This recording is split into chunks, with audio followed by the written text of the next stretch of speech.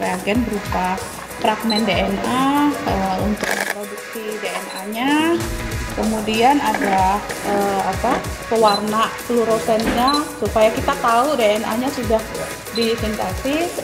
Kemudian fluoresensnya itu yang ditangkap oleh mesin PCR informasinya. Itu satu botol satu pasien? Enggak, satu botol satu marker untuk 20 pasien kurang lebih. Jadi kita ada 6 marker, ada 6 gen lah sebenarnya. Ini biasanya Bu, kalau usus besar tuh gejalanya apa gimana? Ibu dulu pernah pengalaman juga ya, katanya apa itu gimana sih? Bisa cerita? Kebetulan saya penderita kan sebelum saya belajar ini tentang kanker usus besar. Saya sebelumnya udah peneliti kanker. Saya sudah selesai S2 di Australia belajar tentang kanker, bagaimana kanker itu metastasis atau pindah ke organ lain. Pulang untuk liburan karena harus S3 lagi ke Australia. Nah, pas lagi liburan itu ternyata terdiagnosa kanker usus besar. Gejalanya pertama itu kayak sakit kayak kembung gitu. Terus kayak nggak nyaman, begah, kayak gitu aja. Terus diminumin obat mah ya, antacid atau lansoprazol gitu, Mas Mamat sembuh. Kemudian saya aktif terus kerja, tapi lama-lama berat badan turun. Setelah berat badan turun, kemudian BAB jadi susah. Kemudian habis itu akhirnya itu cukup lama tuh karena saya nggak waktu itu saya merasa saya masih muda ya. Waktu itu Mas Mamat masih lumayan muda. Jadi terus aktif juga karena waktu itu kita banyak kerjaan di sini, akreditasi dan sebagainya. Kemudian nggak dirasa sampai akhirnya tahun dengan gejala macam-macam nggak enak itu. BAB-nya mulai berdarah. Oh, ada darahnya. Nah, setelah berdarah, mulai khawatir, anemia diperiksa lewat kamera, kolonoskopi, nemu dan udah stadium 3. Oh, berarti meradang gitu ya ususnya atau gimana? Bercak-bercak atau gimana? Tumor. Oh, tumor. Benjolan. Jadi kan kalau usus besar kayak selang, di dalamnya itu ada tumor tumbuh. Makin besar ya makin nutup dong, kayak selangnya air nggak keluar. Tersumbat gitu ya? Tersumbat, tapi kan ini tumor, jadi dia berdarah, leak, kalau bahasa ya inilah, bukan benda padat kan, jadi ya berdarah, terus banyak cairan-cairan mukus dan gitu. Ya. Jadi awal mula mungkin ide pembuatan temuan ini dari pengalaman ya, Bu ya? Dari pengalaman. Jadi sebelumnya kan memang saya sudah peneliti kanker. Jadi saya sudah istilahnya ya sudah ada ilmunya lah ya kan. Nah, terus menderita kanker, sempat vakum 2 tahun saya di treatment di Rumah Sakit Sarjito Jogja oleh tim dokter yang sekarang menjadi kolaborator saya mengembangkan ini gitu. Nah, setelah itu kanker usus besar vakum 2 tahun, terus saya lanjut S3. Terus saya pikir ya udahlah, ini mungkin ada rencana Allah ya. Kenapa saya yang dulu neliti kanker terus belajar juga sebagai pasien, udah saya niatkan, saya fokuskan belajar kanker usus besar. Nah, ketika saya belajar kanker usus besar di Inggris, saya melihat dan memahami bahwa orang lain mendengar sana ya, pasien-pasien di sana itu treatmentnya sudah model begini, udah pakai informasi genetik, jadi informasi macam stadium dan sebagainya itu yang biasa kita lakukan di sini tidak lagi cukup, bukan tidak penting, tetap penting, tapi tidak lagi cukup. Nah, akhirnya saya mengembangkan tes ini sebagai bagian dari PhD project. Awalnya hanya untuk riset saja, karena di sana tugas saya memprofil informasi genetik dari pasien-pasien UK. Jadi tiap hari memang kerjaan saya ngurusin sampel tumor pasien UK. Kemudian ya ini setelah saya mendapati ternyata tes ini mudah, murah dan bisa dilakukan dengan mesin PCR biasa, mulai kita arahkan untuk dikembangkan, dialih teknologikan dan dikembangkan lah di sini. Tentu saja kita perlu partner kan di Indonesia, karena kita mau memastikan ini bisa diaplikasikan di pasien-pasien Indonesia. Akhirnya disambut oleh rekan-rekan di banyak pihak tadi, dan akhirnya muncul ini. Apa yang Ibu sembuh diangkat ya akhirnya, dioperasi. Stadium 3 itu dioperasi Bu ya? Dioperasi, Diangkat. kemudian di kemo. Oh, kemo juga ya. Oh, Ada yang diradiasi juga. oke. Di kanker usus besar, di kanker kolon. kalau cara kerjanya? Cara kerjanya ini mirip seperti tes PCR COVID, Nah, cuman beda interpretasi dan beda apa ya, beda tujuan lah ya. Kalau COVID kan untuk menentukan ya orang itu punya COVID atau enggak, gitu kan. Kalau ini digunakan pada pasien, jadi memang pasien itu udah tegak diagnosanya ada kanker, kemudian kan biasanya dioperasi atau dibiopsi.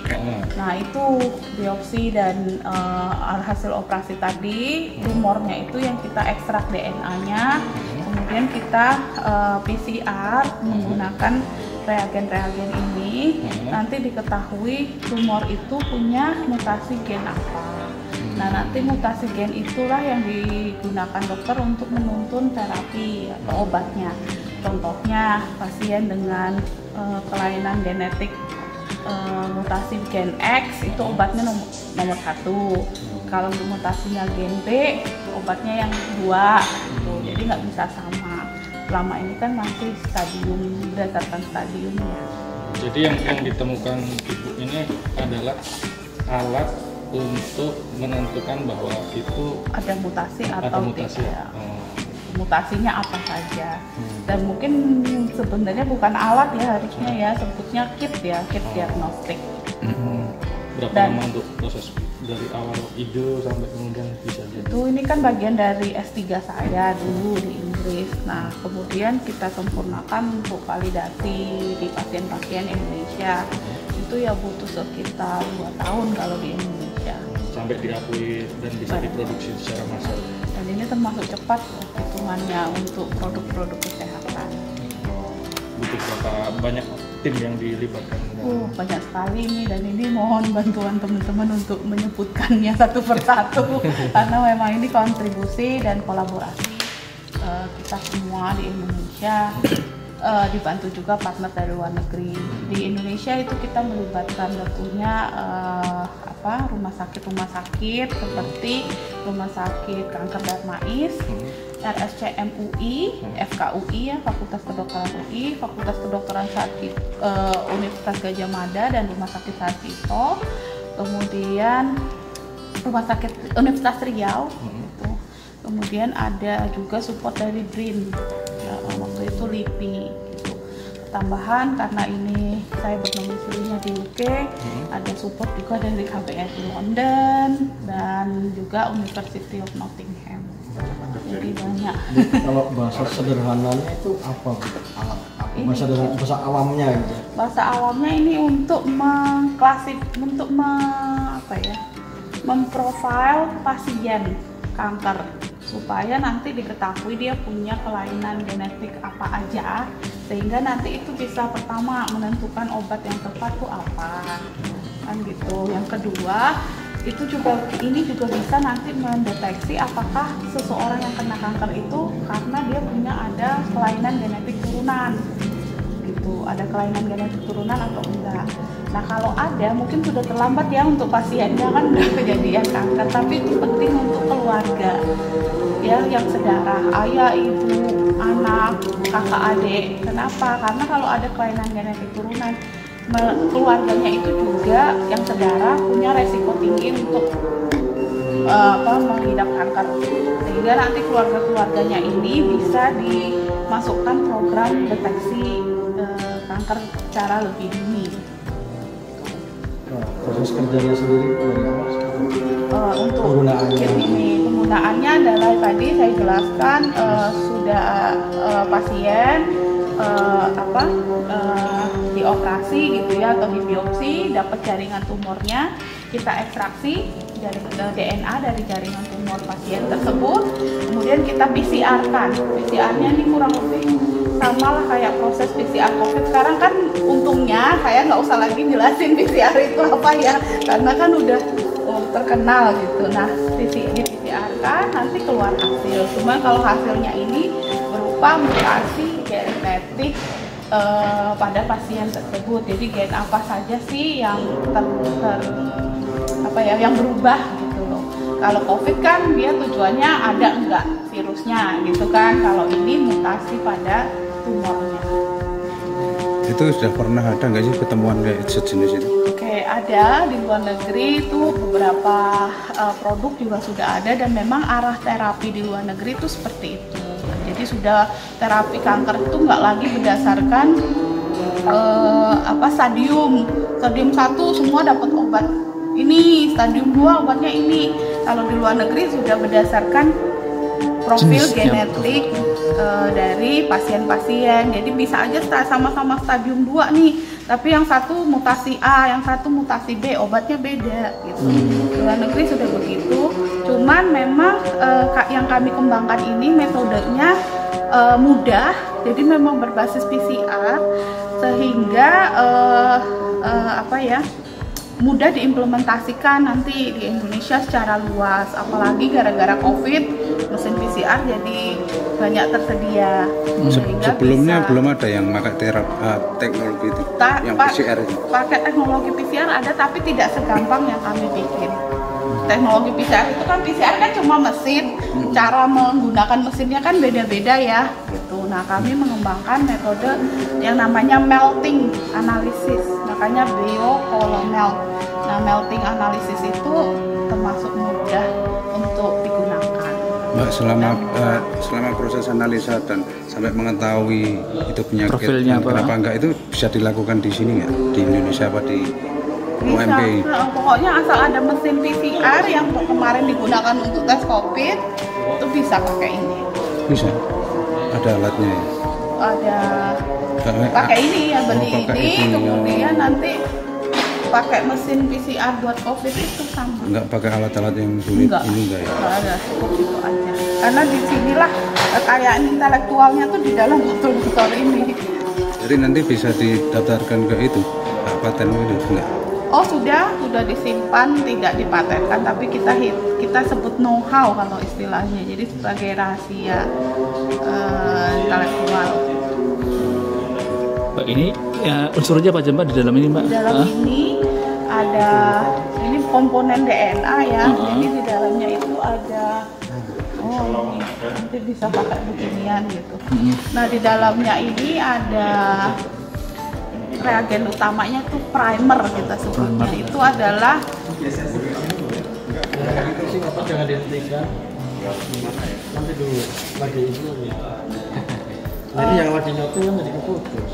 Ini ada primer. Primer itu adalah bagian kecil dari DNA yang dia itu akan nempel ke DNA. Tapi ini buatan, jadi nukleotida buatan atau bagian kecil dari DNA pendek yang nanti dia tuh nempel ke DNA yang ada di tumor. Nah, nanti akan terjadi proses sintesis DNA yang banyak sehingga yang awalnya dari 1 kopi menjadi ribuan kopi DNA-nya. Nah, nanti jenis DNA yang terkopi itu kita bisa lihat berdasarkan melting analisisnya apakah ada mutasi atau enggak. Itu yang komponen utamanya sih primer itu tadi ya, segmen DNA yang sangat-sangat kecil untuk menginisiasi proses sintesis DNA, sama ada fluorescens pewarna lah dye gitu untuk kita bisa melihat DNA yang sudah tersintesis. Itu sih 2 komponen berapa utama. lama untuk mendeteksi itu? Di alat itu bisa keluar berapa lama? 2 jam. 2 jam ya. 2 jam bisa diketahui. Biayanya Mbak bandingkan dulu dengan sekarang misalnya gimana? Yang import itu cukup mahal ya, yang import itu tapi beda metode ya. Sama kita mengembangkannya berdasarkan melting analysis yang kita anggap murah dan udah kita olah supaya akurasinya tinggi gitu. Nah, yang lain-lain itu biasanya di Indonesia sangat terbatas, tapi ada di Jakarta itu 1 gen itu sekitar 5 jutaan ya kalau yang kemarin. Kalau ini kita 6 gen, kita berharap itu sampai pasien ya sekitar 2 sampai 4 juta lah maksimal. Berarti di bawah itu jauh ya? Sampai 6 ya. 6 gen ya. Yang itu satu gen sekitar 5-6 juta. Jadi kita memang 5 kali lebih murah. Oke. Dan produksi Di sendiri. Indonesia. Ini kit pertama genetik kanker yang diproduksi di Indonesia. Siap, siap. Saya ditunjukin. Oke. Sukses ya Bu Santi ini dan kembali ya ke Mama Tegar. Sukses supaya masa bisa. Iya. Terima kasih banyak. Iya, sama-sama Bu. Sekarang Bu. Oke.